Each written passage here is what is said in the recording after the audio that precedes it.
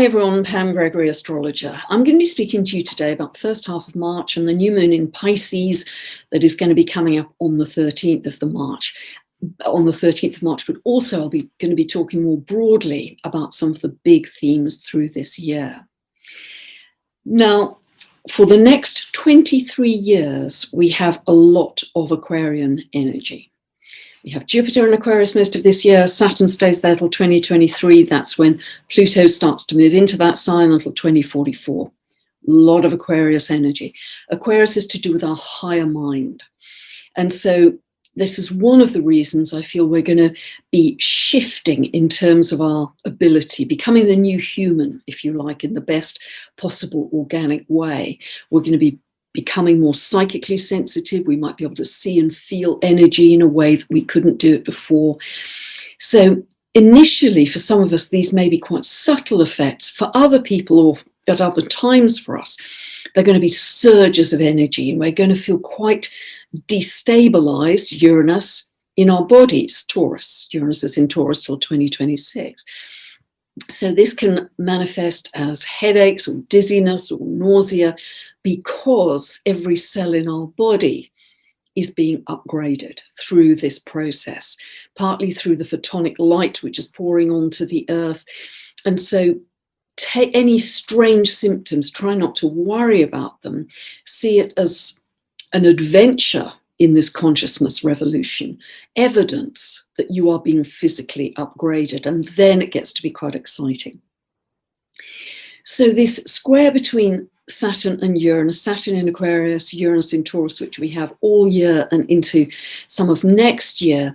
As I say, this is the consciousness revolution that we're going through, and that's accelerated by this photonic light. And for some people, it's also being accelerated as they're starting to connect with galactic beings, benevolent beings who are helping their perspective, helping them to see this whole transition in a much bigger way.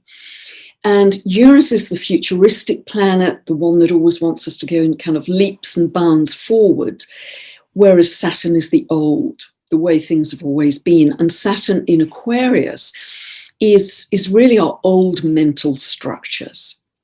So this square, in a sense, is about we've outgrown the old mental structures, we've outgrown the old consciousness, and we're now on several leaps forwards in our human evolution, because apparently this is, if not the biggest evolution in human consciousness, certainly one of the biggest in many, many thousands of years. So it's an incredible opportunity that we're going through right now. We should feel quite privileged, really, to be on the earth at this time, even though on the 3D level, things are incredibly tough and grueling on the outside. But I hope what I'm going to be talking about today will help you a little with that. Let's go to the detail of March. Mars was in its own sign of Aries for 6 months, from July last year to January this year. Very long time, 6 months. It's raced through Taurus and it's entering Gemini on the 4th of March. Now, wherever Mars is in the zodiac, it will energize that sign. So see where Gemini, the sign of Gemini, falls in your chart. See which house area it's in, because Mars over the next couple of months is going to energize or activate that area of life for you. If you don't know what I'm talking about, you can download a free birth chart from my website and go to this link above, and you can download a 2-part video series from my store that you can use for any update you ever do to help you orientate yourself within your own personal birth chart and get the meaning of any update I ever do. So see where that falls in your chart, but also Mars in general in Gemini is going to energize, it's going to increase our urge to gather the facts and to gather information. That's what Gemini is about. It's quite magpie-like, needs to gather information. Now, yes, we still have the long-running Neptune square to the nodal axis that at times, although that's waning, it will still create disinformation out there, what's true and what's not, what can I trust? And this is where discernment becomes really, really super important this year. Dropping into your heart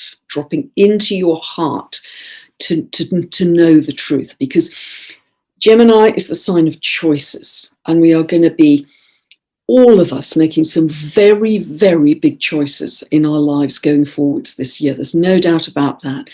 And when you're making those choices, as well as dropping into your heart, can I suggest, and this is picking up at what I was saying in my last video, that you consider the themes of organic versus inorganic in making those decisions, because there's such a big fork in the road right now. As I said, and we're all part of what we're creating with that. Now, on the 10th of March, the Sun comes to conjunct Neptune, and that's at 20 degrees of Pisces. And Neptune has some beautiful qualities, especially in its own sign of Pisces, which I'm going to be talking about in a moment. But the shadow side of Neptune here can be secrets, can be lies, even deceptions. And with the Sun coming to highlight those, shine a light on those, we could see some truths coming out at this time. Now, having said that, the whole of this year is a year of revelation, a year of disclosure of things, truths that for all of us, I think, are going to be really shocking at times. But this could be another particular period round about the 10th where we're seeing a lot of that come out into the open. Then on the 13th, we have the new moon at 23 degrees and 3 minutes of Pisces. This happens at 2:21 a.m. Pacific and 10:21 a.m. UK time. This is the perfect time to set a new beginning, set a new intention in your chart for whatever seed you want to plant, that you want to manifest in your life. So see where 23 of Pisces falls in your chart, and that will help you condition your intention. So Pisces is such beautiful energy in so many ways. It's very dreamy, it's very magical and mystical. It is very connected to altered states. And it's those states where you may be writing poetry or writing creatively or listening to music or being out in nature, where you can just lose the sense of time and space. You drop into no time, because Neptune for me is one of the planets that really suggests that connection to 5D reality, out of time and space. So it does have this magical and mystical quality to it. It's very connected to dreams as well, Pisces and Neptune, its ruler. So it's a great idea around about this time to have a dream journal, if you don't do it already. I mean, many people are having huge dreams that seem very strange and jumbled and bringing up things from the past, and that's simply to release them. But personally, and it's something I've suggested to many of my clients, to, as you're falling asleep, ask a question of your dreams. Show me the next step. Show me the answer to A or B. And so often within, if not that night, the next 2 or 3, you get a surprising answer. So have a dream journal by your bed, and before you open your eyes or move, try and recall the dream and then write it down. So as I say, it has this quality which connects us, I believe, to the divine, to divine consciousness, to spirit, to unconditional love. And this is really about living in the love harmonic. And there was a beautiful quote I saw just the other day from Dr. David Hawkins, who wrote Power versus Force. And what he said, I thought, was really beautiful. He said, love has been misinterpreted as an emotion. In reality, it is a state of consciousness, a way of being in the world and seeing self and others. Wow, I think that's amazing. It's a state of consciousness, because yes, we can have romantic love, and that's wonderful too. But this is love as a high state of being. This is the Pisces energy of connecting to source and connecting to oneness. And that's another wonderful side of Pisces, that its urge is to go beyond polarity and beyond duality, beyond the yes, no, right, wrong, good, bad. blue, red, whatever, the debates and the division and the polarity. It's urges to connect with source. And I feel this very much in nature. I mean, that's always my touchstone. But we are moving into a time when we really are going to be living by quantum principles.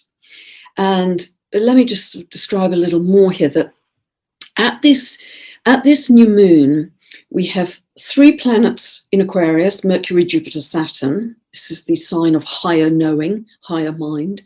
And we have 4 planets in Pisces. We have the Sun and the Moon always together at a new moon. We have Venus and Neptune in a tight grouping. And this is to do with, as I say, connecting to source, to the divine, etc. This is highly creative as well. I mean, Venus conjunct Neptune is very much about creativity and beauty and aesthetics. So it's a very fine energy.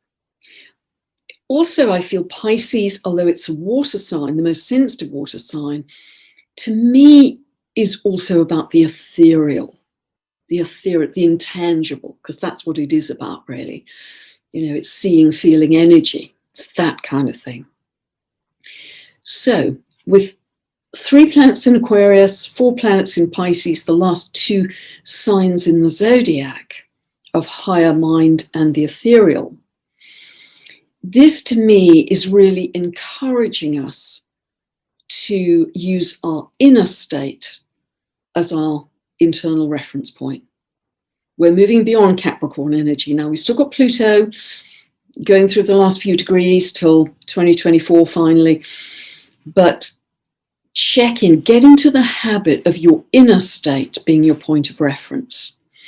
And we are moving beyond the way of creating things by effort, by logic, by time. So in the old days, the way we've always lived life, if we wanted to achieve a goal, we thought, well, I've got to do A, and then if I do that well, I can go on to B, and then if I pass that exam, I can do C, and then if I work really hard at that, and then maybe I can get to D. It's that kind of push, effort, logic, time.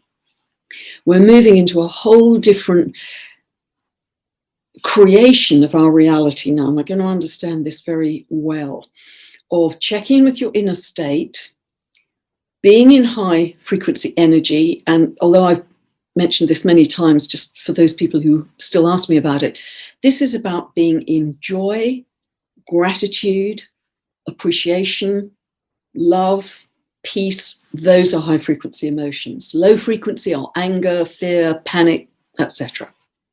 So if we set our inner radio dial and then start to flex your intention muscles as a habit. I use intention all the way through my days.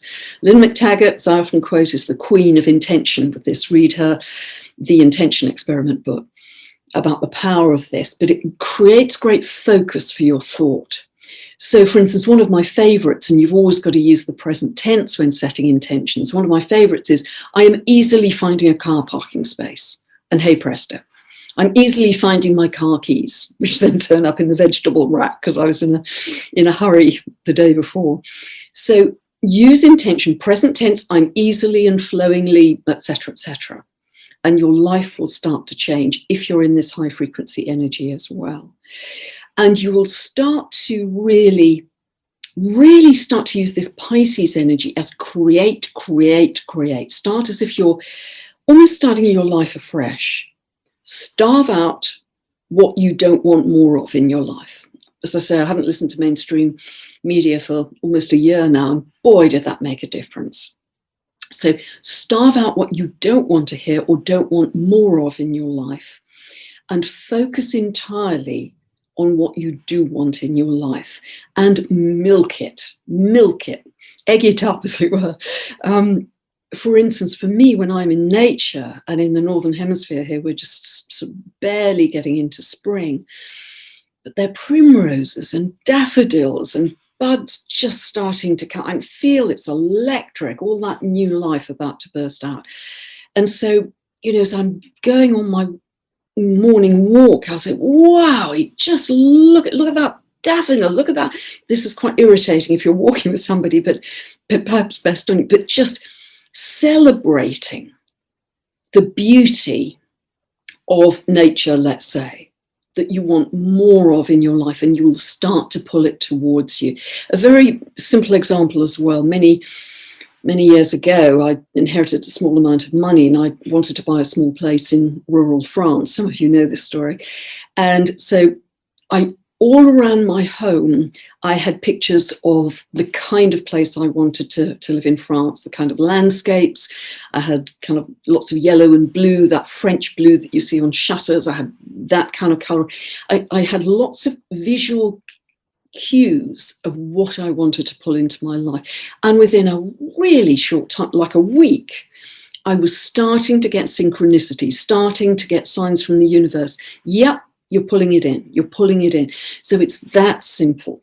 Clear intention. I'm easily and flowingly attracting this in my life. Milk whatever you want more of in your life and starve out what you don't. And try and visualize anything that you want more of in your life. And you're saying to the universe, I want more of this. So that is how we operate in quantum reality. And we're going to get much, much, much more, so we can pull in new situations very quickly. Now, because there is so much photonic light pouring onto the earth, because we're all being upgraded, because the earth herself is being upgraded, and we know that because her energy is shifting so significantly from where it's been historically. Our ascension, based on just the physics and the cosmology, as I've spoken about in detail in the past, our ascension, I believe, is guaranteed. Our ascension is inevitable. But the timeline, I believe, is not, because that depends on our collective consciousness. So if we are still focused on the old, then we're going to be slowing up the timeline collectively. If we can leap on the momentum of the new earth and start to pull in these synchronicities for what we do want, then we start to see the momentum of something very different emerging in the world. And it's really good to link up with like-minded people if you can do this too, so you're not just on your own with this. But, you know, I'm popping up almost every day. I'm hearing about people wanting to set up communities. Aquarius. Community living. I talked about this with the hippie movement in the 60s. So this is where we're headed. So don't give any attention to the old that's collapsing behind you and all the dust and demolition. Focus entirely on putting your energy into the new. So at this new moon as well, we have a beautiful trine between Mars at 5 of Gemini and Saturn at 9 of Aquarius. So this is a very positive aspect about invention, bringing in original and futuristic technologies, let's say, or wonderful things to benefit us that are kind of out of the box, because at the same time in early March, exact on the 4th and 5th, we have Mercury conjunct Jupiter in Aquarius. So these are original inventions that can benefit us for the long term, big out of the box thinking. So this is super positive too. And we really are entering a new, where the earth is raising its octave, if you like, at this time. And one thing that I'm going to be talking about in my next video, because it's in the second half of March, but we're well into this energy already, is the March equinox on the 20th of March. And I just want to kind of highlight it for now, although the detail will come in the next video, because this is when in tropical Western astrology, the sun enters Aries. And because Aries is the first sign of the zodiac, this is considered to be the start of the new astrological year for astrologers. And indeed, that chart for the March equinox, for many astrologers, myself included, is like a chart for the whole year. It sets up very clear themes for the whole year. It's like striking a tuning fork for the following 12 months into March 2022. So it is a significant new beginning. It's an even more important new beginning because now it's within the context of that Jupiter-Saturn conjunction in an air sign, virtually for the first time for 200 years, and starting off a whole new 200-year cycle. So it's a bigger deal, it's a bigger beginning than as is normal each year. And it's a bigger beginning because of all this incredible light and consciousness evolution that we're going through. So I just want to highlight that, and I'll talk more about it next time. However, in that equinox chart, and all through this year, as I say, the square between Saturn and Uranus is very strong. Now, this is likely to raise issues around human rights, civil rights, freedoms, legal changes, constitutional changes, and revolutionary energy. So let me just give you a handful of examples. If we look back historically and say, how have hard Saturn-Uranus aspects manifested in the world? Well, if we go back to, say, 1860 to 1862, that was very much the time of the Civil War in America. What was one of the key reasons for the Civil War? Well, it was slavery in the southern states. Many of you know this. Is that a big issue around human rights? I don't think they come any bigger than that. And that's just massive. So that created a war and constitutional changes. If we look at 1918 to 1920, that was the time in the midst of the Russian Revolution where people took to the streets and pulled down their autocratic fossilized government that they'd had for so many decades. It was the time of the women's suffragette movement really gaining traction and momentum, where women were chaining themselves to railings and going on hunger strikes in order to win the vote. And that happened in the US in 1920. Women were allowed to have the vote. And I believe in the UK, it was a couple of years later, 1922. And if we look at, let's say, 1965 to 67, that was the Chinese Cultural Revolution. So these are all hard aspects between Saturn and Uranus. All of them, I would say, are to do with human rights, civil rights, freedom, legal issues, constitutional issues, and revolution. The power of the people on the street. So these themes are going to run all of this year, and we are participants in this. Every moment of every day, whatever frequency we're broadcasting is adding to that collective pool of what we are pulling into our future. Every single moment, every single one of us. So we're not just observers. It's not like we've gone to see a play and the play's already operating there. We are actually, we're jumping on stage. We become the actors. We become the participants because we are right now. So it's interesting because another aspect of Saturn in Aquarius is our social responsibility. And how do you see your social responsibility in this consciousness revolution?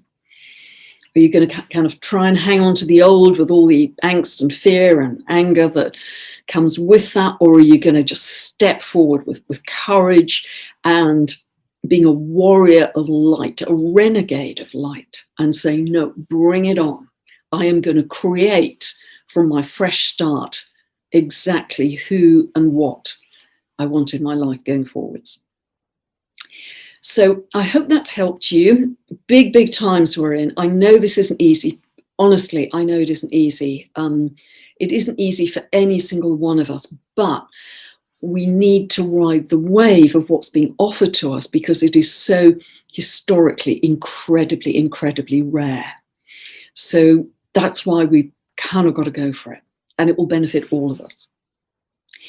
Working energetically is one of the most powerful things you can do at home for free, alone. You can do this.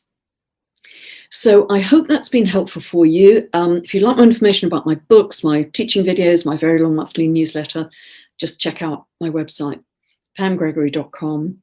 Thanks so much for listening, and bye for now.